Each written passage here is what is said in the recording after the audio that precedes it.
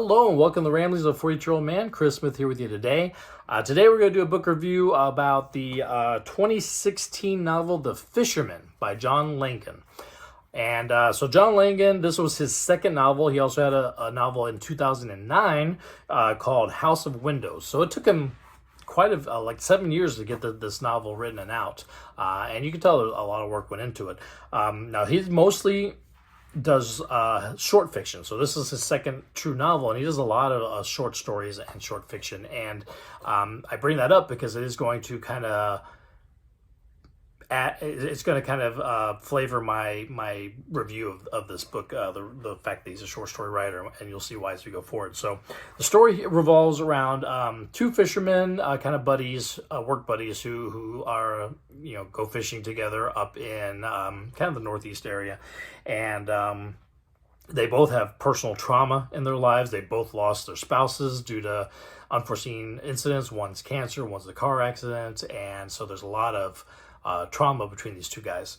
And they end up finding this mysterious fishing spot that is the kind of focus of a local legend / curse that involves possibly being able to bring back a lost loved one. So, of course, both these guys are pretty interested in that idea, right? So I think we talked a couple days ago about another book where there was a flashback structure where it was present day flashback. This one does a similar thing, but a little different. It starts off, the first 2 to 3 chapters are all the present day, getting to know these two fishing buddies and their backstories with both of their spouses. One of them had a wife and 2 children that was in a car accident, unfortunately. So both of them have a lot of trauma when it comes to their loved ones. Then I want to say middle chunk, but I would say 60% of the book from this opening, like the first 3 chapters or so, up until pretty much there's maybe a quarter of the book left, is all flashback. It's all this background story that's being told to these 2 men about this fishing area and the camp that used to be there before this reservoir was this man-made reservoir was created.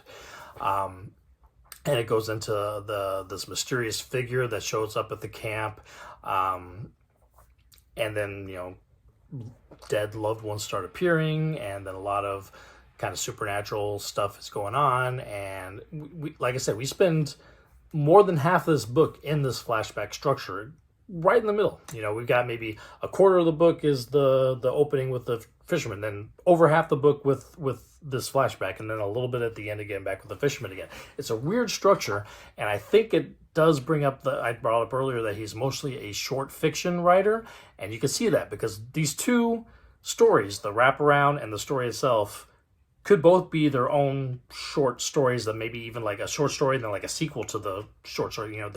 They're all related, but the stories themselves are just so, the way that it's divided out is so different. I mean, I don't know if there's an opportunity to have made it more of a structure where there's present and then flashback, and you kind of go back and forth like the other book that we talked about.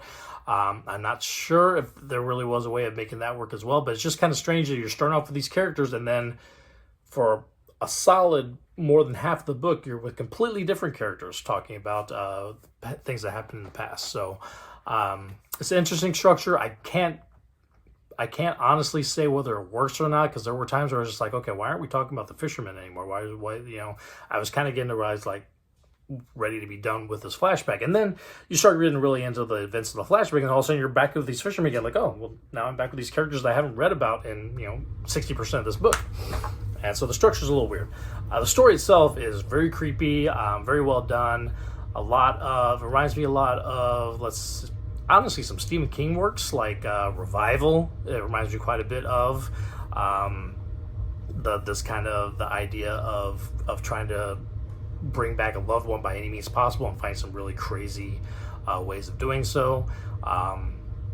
But yeah, overall, a great story, just structurally a little strange. But if you can get around the structure of the story itself, is pretty good. This was a Bram Stoker award-winning book, so I mean the book is good. Some of the narrative structure elements of it I find a little strange. But the overall story itself is definitely strong. The flashbacks, so I mean, like I said, if you took both of these stories and made them into their own separate things, they're both really strong stories. Sticking them together the way they do just kind of might throw it off just a little bit. But strong story, great characters. I mean, the flashback characters were great. The present day Fisherman were both really strong characters. Their backstories were really poignant. Like I said, I got really into those two characters, and all of a sudden I spent a giant chunk of the book without them, and it was a little strange. Then we came back to the beginning. I'm like, oh yeah, I remember why I like these characters so much. So yeah, it was a good book, just structurally a little weird. But so that's The Fisherman by John Langan, 2016 that came out. So as I keep mentioning with my book reviews, I'm catching all of these from Orange County Library System here in Florida. So if you got a pretty solid county library, you could probably find these books, either audiobooks or physical copies there. Otherwise, bookstores or Amazon, always a good idea. I would definitely give this a recommend. It's a great story.